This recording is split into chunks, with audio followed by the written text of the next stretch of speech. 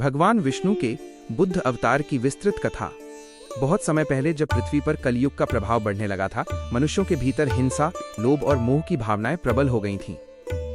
धर्म के नाम पर उन्होंने निर्दोष पशुओं की बलि देना और तरह तरह के यज्ञों में हिंसा करना शुरू कर दिया था। संसार में धर्म का मार्ग विकृत हो चुका था।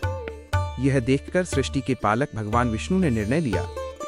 उन्होंने संकल्प किया कि वे ऐसा रूप धारण करेंगे जो संसार को प्रेम, करुणा और अहिंसा का मार्ग दिखाए और लोगों को धर्म के वास्तविक अर्थ से परिचित कराए। इसी संकल्प के साथ उन्होंने बुद्ध के रूप में अवतार लेने का निश्चय किया। बुद्ध का जन्म और राजकुमार का जीवन। भगवान बुद्ध का जन्म लुम्बिनी नामक स्थान पर हुआ था। उनके पिता कपिलवस्तु के राजा शुद्धोधन थे और माता का नाम माया देवी था। बालक का नाम सिद्धार्थ रखा गया।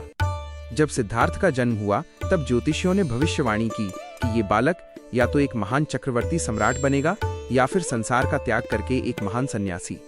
राजा शुद्धोधन को यह भय था कि उनका पुत्र कहीं सन्यासी न बन जाए, इसलिए उन्होंने सिद्धार्थ को राजमहल की विलासिता और सुख सुविधाओं के बीच रखा। राजकुमार को कभी भी दुख, बुढ़ापा या मृत्यु का ज्ञान नहीं होने दिया गया। 4 दृश्य जिन्होंने जीवन बदल दिया।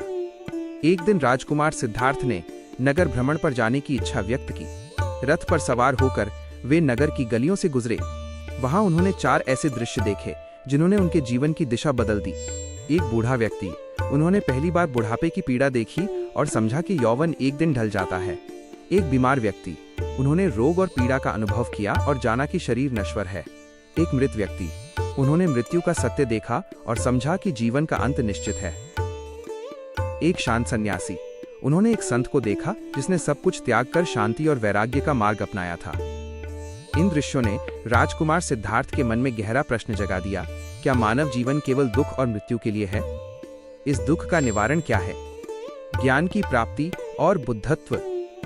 एक रात संसार के दुखों का समाधान खोजने के लिए राजकुमार सिद्धार्थ ने अपनी पत्नी यशोधरा और पुत्र राहुल को सोता छोड़ दिया और राजसी जीवन का त्याग करके सत्य की खोज में निकल पड़े।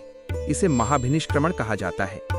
कई वर्षों तक उन्होंने घोर तपस्या, साधना और कठोर अभ्यास किए। अंत में वे बोधगया नामक स्थान पर एक पीपल के वृक्ष, बोधि वृक्ष के नीचे गहन ध्यान में बैठ गए। वहां उन्होंने आत्म साधना की पराकाष्ठा को छुआ। उन्हें बोधिसत्व, सर्वोच्च ज्ञान की प्राप्ति हुई और वे बुद्ध अर्थात जागृत पुरुष कहलाए। बुद्ध का उपदेश अहिंसा और करुणा।